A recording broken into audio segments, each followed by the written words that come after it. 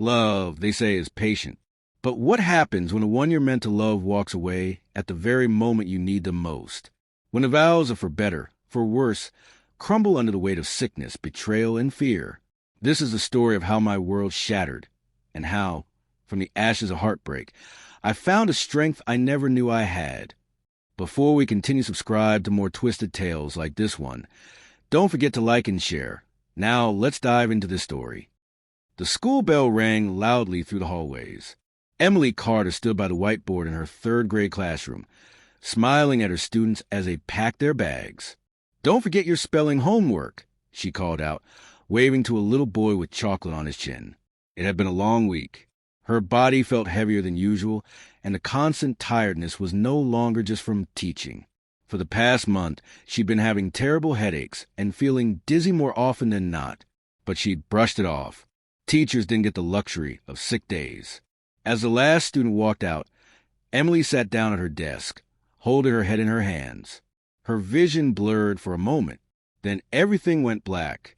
When she opened her eyes, she was in a hospital bed. The ceiling lights buzzed softly above her. Her husband, Alex Hayes, stood beside her, scrolling through his phone with a look of mild concern. "Hey, what happened?" Emily croaked, her throat dry. "You fainted," Alex said without looking up. "School called me. They said you passed out in your classroom." A nurse walked in, smiling gently. "You're awake. That's good. We ran some tests to find out what's going on." Emily's stomach twisted. "Tests?" The nurse exchanged a look with the doctor, who entered right behind her, holding a folder.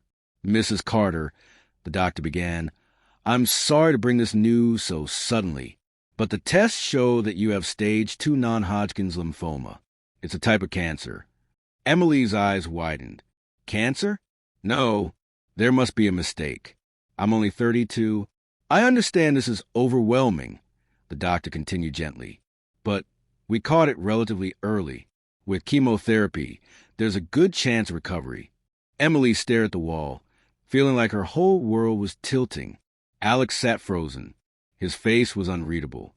"What does this mean exactly?" he asked the doctor. "It means she'll need to start treatment soon. It'll take a toll physically, but we'll support her every step of the way." Emily turned to her husband. "Alex." He finally looked at her, his eyes distant. "We'll figure it out," he said, but his voice didn't sound convincing. Over the next week, Emily started chemotherapy. She tried to stay positive, but the side effects were brutal. Nausea, fatigue, hair falling out in the shower. It all came so fast. At home, things weren't any easier. Alex had stopped coming to her appointments. He spent more time on his phone or working late. One evening, she sat on the bathroom floor, bald patches on her scalp, tears in her eyes. She looked up at him as he stood by the doorway. "Alex, can you just sit with me? I don't want to be alone." He sighed, rubbing his temple. "Emily, I've had a long day. I can't keep doing this every night." Her heart sank. "Doing what? Being a husband? I didn't sign up for this," he muttered, then quickly added, "I didn't mean that. I'm just tired." Emily wiped her eyes. "I'm the one fighting for my life, and you're tired?" He didn't answer. He walked out. The next morning, Emily woke up alone. She reached out to the other side of the bed, but it was cold. Alex hadn't come to bed. She shuffled out to the kitchen, still weak from her last treatment. There was no note, no breakfast, no sign of Alex. She checked her phone, no messages. Days passed like this. He barely spoke. He came home later and later. When she asked where he was, he gave short answers. "Work. Gym. Don't ask me questions, Emily." One evening, after throwing up for the third time, she dragged herself to the living room and found Alex on the couch, scrolling through Instagram. "I need you, Alex. This isn't just about me. It's about us." He put his phone down. "Us? You haven't cared about us for weeks. You're just focused on being sick." Emily blinked. "You think I want to be sick?" "No, but everything's changed," he said sharply. "You're not you anymore." Emily was silent. Her lips trembled, but she said nothing. 2 days later, she came home from the hospital, exhausted and nauseous. The apartment felt too quiet. Something was wrong. She noticed the closet doors were open. Half of Alex's clothes were missing. So were his shoes, his shaving kit, and the small leather duffel he used for travel. Her heart pounded. She opened the bathroom cabinet. His toothbrush was gone.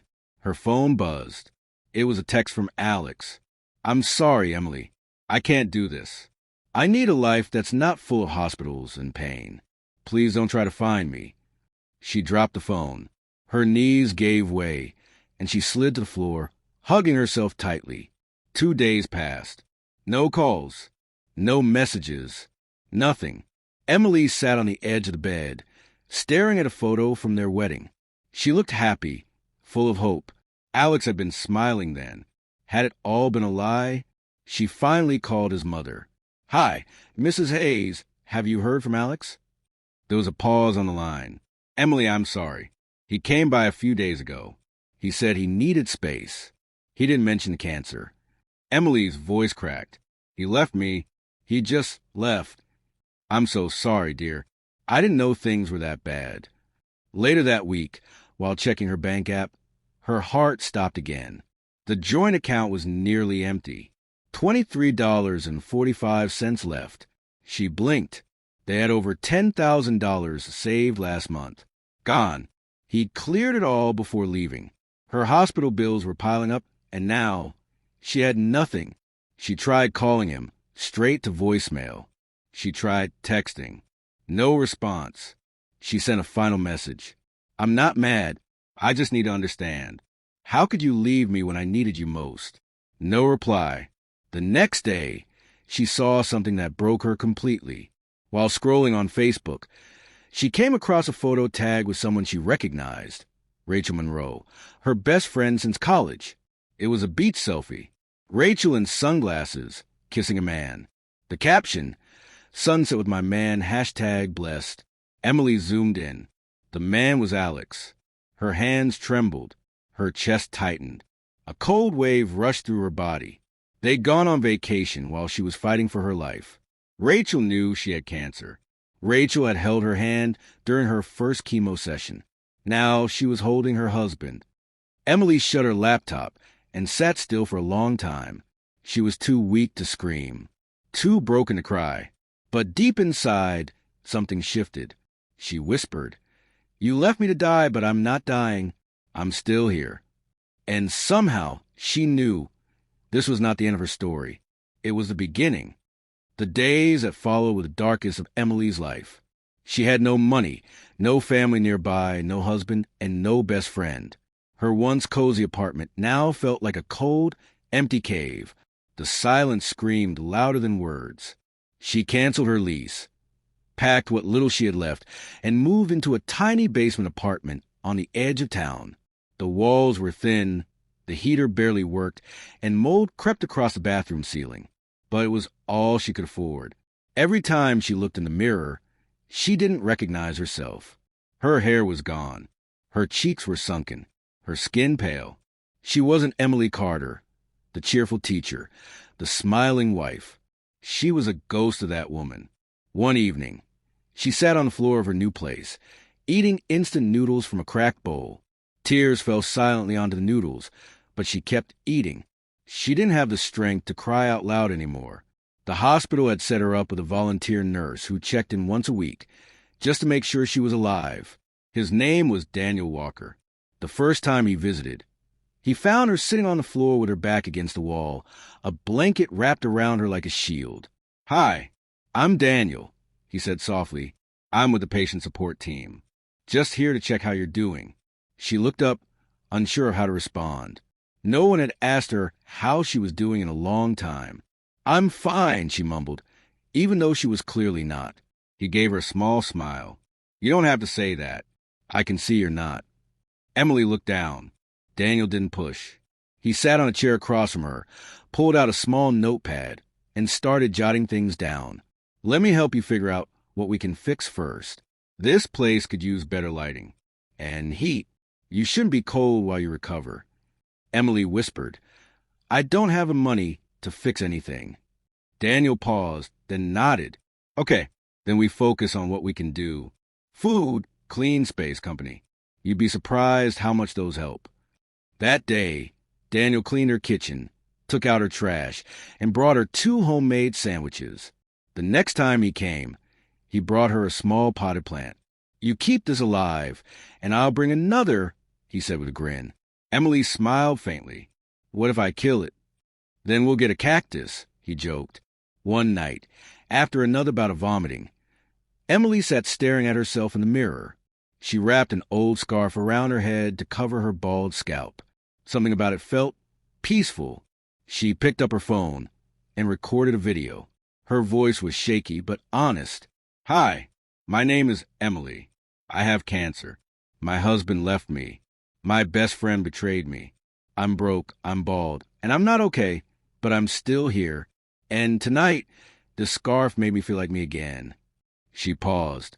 I don't know if anyone will ever watch this, but if you're going through something awful too, just know you're not alone. She posted it online and went to sleep, expecting nothing. The next morning, her phone was buzzing nonstop.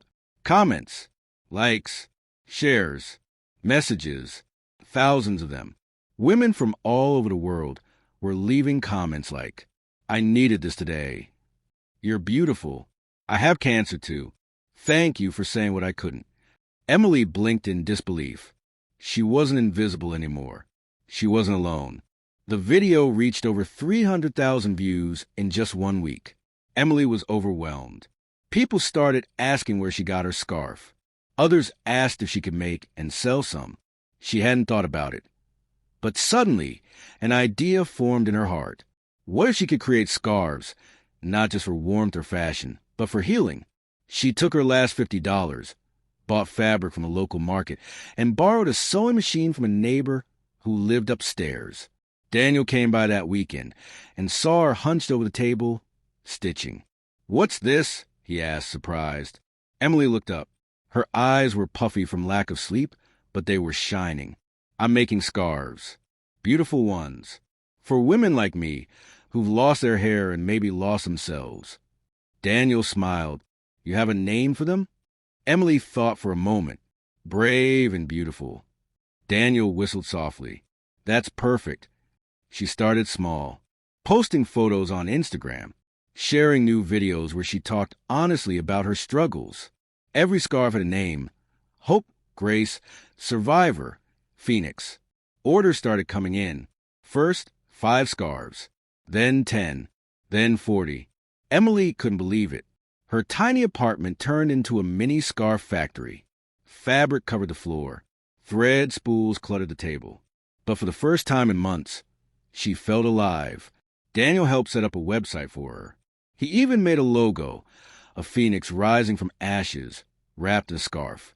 You're the phoenix, he told her. She blushed. I don't feel very powerful. You don't have to feel powerful to be powerful, he replied. One day, a woman named Leah, a breast cancer survivor from Canada, sent Emily a message. Your scarf made me feel like a woman again. Thank you. Another woman wrote, I wore your scarf to my first chemo session. I cried, but I felt strong. You're changing lives. Emily cried when she read those, not from sadness, but from purpose. As the business grew, so did Emily's confidence. She started appearing in cancer survivor panels, online interviews, podcasts. People love her honesty, her warmth, her mission. A local news channel picked up her story. From abandoned to empowered, woman turns pain into purpose. Emily watched herself on TV, stunned. She whispered to the plant Daniel had given her months ago, now big and green in the window. Look at us. We didn't die. One night, after packaging her 500th order, Emily collapsed on the couch, exhausted. Daniel was helping her label boxes. You've built something incredible, he said softly. She looked at him. It doesn't feel real. It is, he said. You're not just surviving anymore, Emily. You're rising. She looked at him closely, her voice a whisper. You never left. Daniel met her gaze. Why would I? You're worth staying for. Emily's heart fluttered, but she didn't say anything. Not yet. She wasn't ready for love. But maybe she was ready to live again. The seasons changed. Spring melted into summer. And with it, Emily Carter changed too. The woman who once cried herself to sleep in a cold basement now woke up every morning with a fire in her chest. Her hair had started growing back, soft brown curls. But even without it, she no longer wore scarves to hide. She wore them with pride. Her brand Brave and Beautiful was no longer just a small side hustle. It had become a movement. Each week, she packed over 100 orders from cancer patients, survivors, and women going through difficult times. People didn't just buy her scarves. They believed in them. They believed in her. Daniel still came by often, not just to help, but to check on her. Their friendship had deepened. He had become her rock. Quietly, gently, without pressure. One Saturday afternoon, they were sitting in the small living room folding scarves. "You ever think about going big?" Daniel asked, tapping on her phone. Emily raised an eyebrow. "Big how?" "I mean like real funding, manufacturing, marketing. You're doing this alone now, but imagine if you had a team." Emily looked around her cluttered apartment. Fabric piled up in corners. Her kitchen counter had become a shipping station. She laughed. "I wouldn't even know where to begin." Daniel smiled. "Then let's begin together." He helped her apply for a small business grant and connect with women-led investment groups. One of her YouTube videos, where she told her story, betrayal, illness, and rebirth, was shared by a cancer survivor influencer with millions of followers. Everything changed after that. 2 days later, her email exploded. One message stood out. "Hi, Emily. I'm Vanessa Lynn, an investor and founder of Rise Ventures. I believe in what you're building. I'd love to talk about growing Brave and Beautiful into something global." Emily stared at the email, hands shaking. She had her first Zoom call with Vanessa from her kitchen table.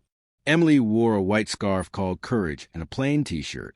Vanessa, a sharp-looking woman in her 40s, smiled warmly on camera.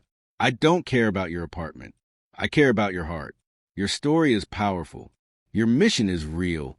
And you have something rare, authenticity." Emily blinked. "You really think this could go worldwide?" "I don't think. I know. You've created more than a brand. You've created hope. I want to invest in Brave and Beautiful." In 6 months, everything changed.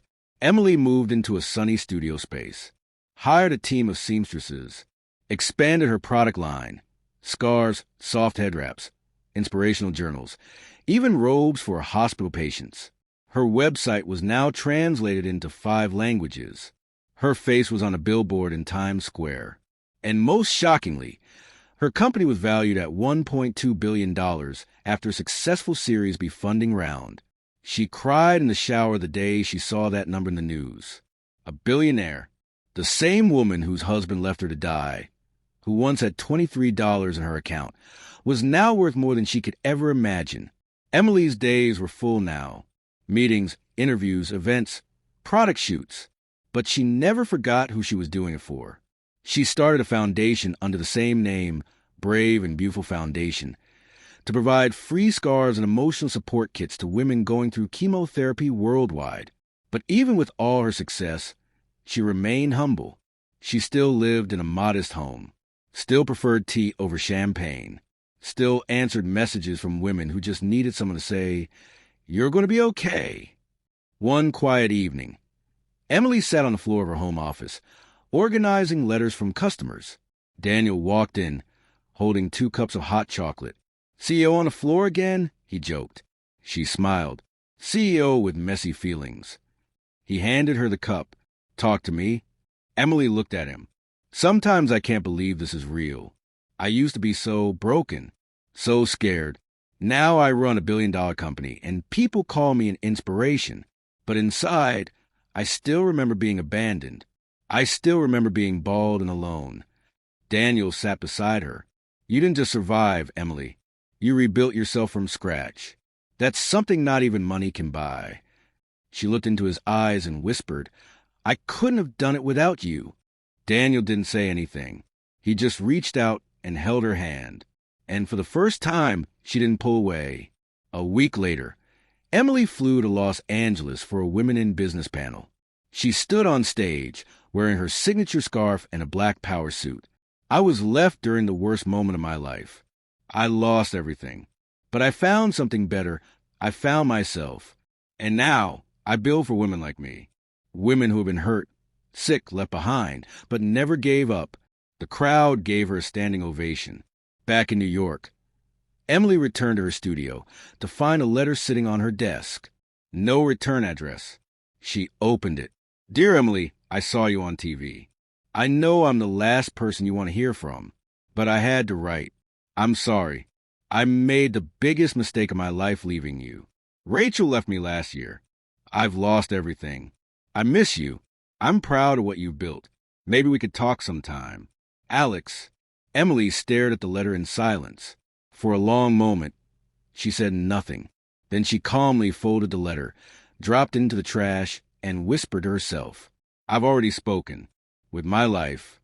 That weekend, her company hosted a charity gala for cancer patients and survivors. Emily was the keynote speaker. As she stood at the podium in front of a crowd of 500, including celebrities, doctors, and survivors, she began. A few years ago, I was bald, broke, and abandoned. I had nothing. Not even my own body felt like mine. I was left behind by the man who once promised to love me. But that emptiness made space. Space for healing. Space for love. Space to grow into who I was always meant to be. She looked directly at the crowd. And to the one who left me when I was at my lowest, thank you, because your absence created room for my rise. The room fell silent. Then applause erupted like thunder. And somewhere in the back of the room, uninvited and hidden in the crowd, Alex stood with tears in his eyes, realizing the truth. She didn't need him anymore. She never did. Emily never thought she would see Alex again. After the letter, she assumed he would fade away like a bad dream. But karma, as always, had a funny way of bringing the past back, especially when you least expected it. It was a rainy Thursday afternoon. Emily was at her office, reviewing a new packaging design for a brave and beautiful product line. Her team was chatting and laughing around her when her assistant, Monica, poked her head in. Emily, there's a man here. Says he knows you. Emily looked up from her laptop. Did he say his name? Monica looked awkward. Yeah, it's Alex. He's waiting in the lobby. The room went silent. For a second, Emily's stomach flipped. Not from fear, just shock.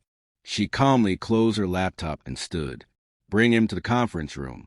And give me 10 minutes. Alone. Monica nodded, eyes wide. The door opened slowly. Alex walked in wearing an old blazer, clearly too big for him. His eyes looked tired, his face thinner than she remembered.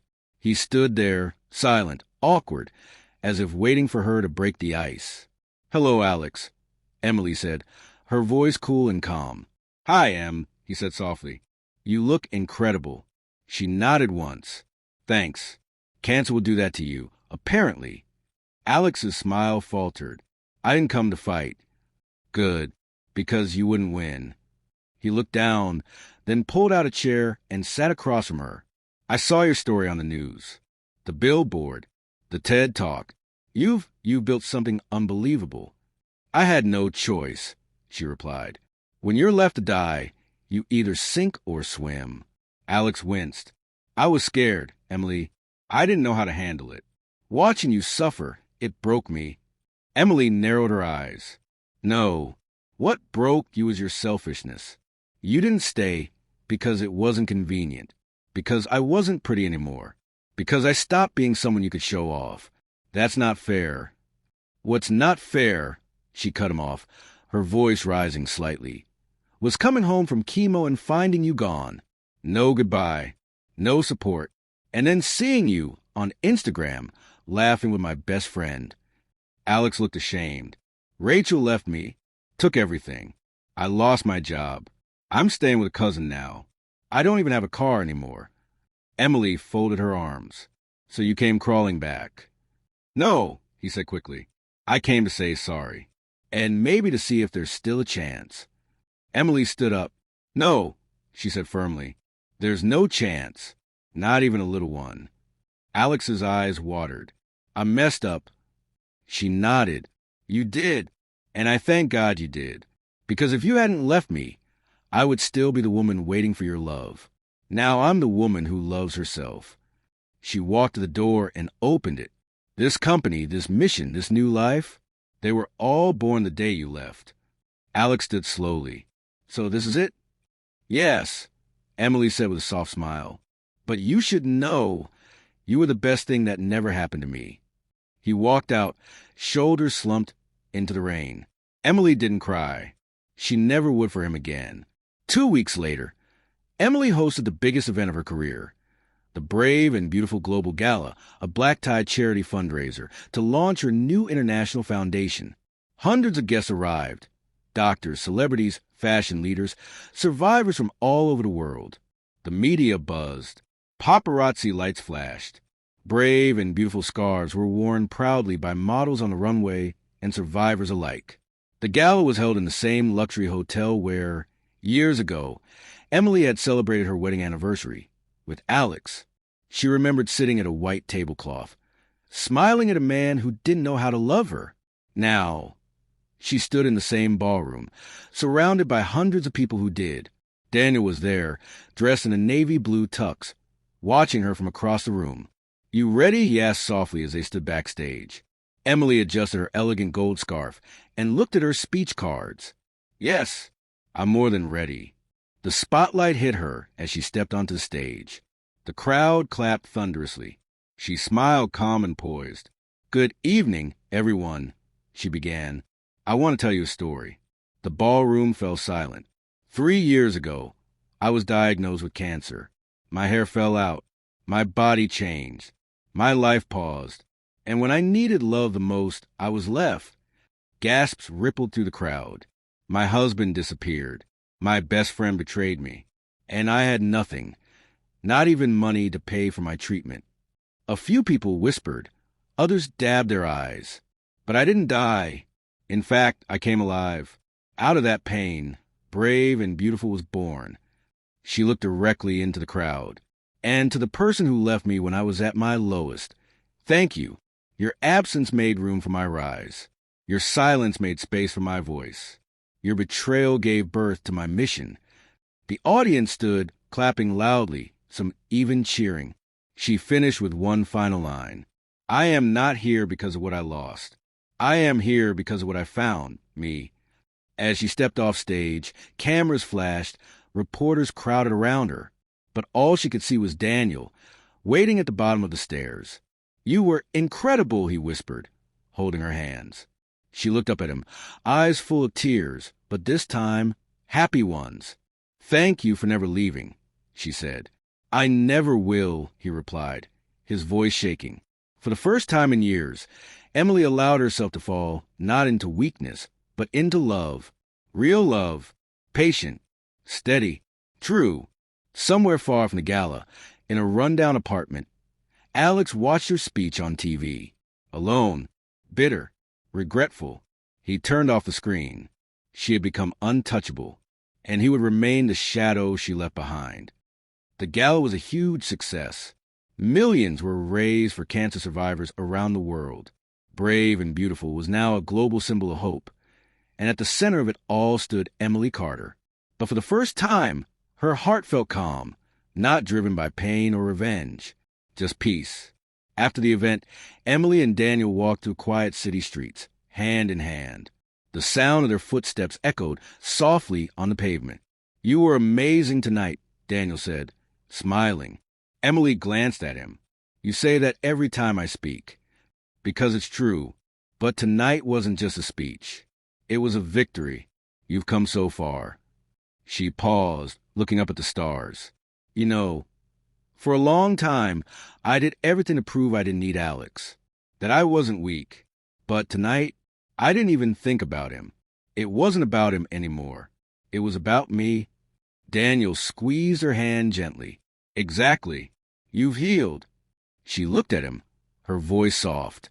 "Daniel, you've been by my side since the beginning, through the tears, the struggle, the scars. You were there when I had nothing." He nodded, eyes locked on hers. "I stayed because I saw the real you, even when you couldn't see her yourself." Emily smiled. I think I'm finally ready. For what? She took a deep breath. For love again. Real love, the kind that stays. Daniel didn't say anything. He just leaned in slowly, giving her time to step back if she wanted to. She didn't. Their lips met gently under the city lights. No music, no crowd. Just them.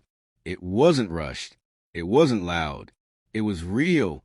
And Emily felt for the first time like she had come home.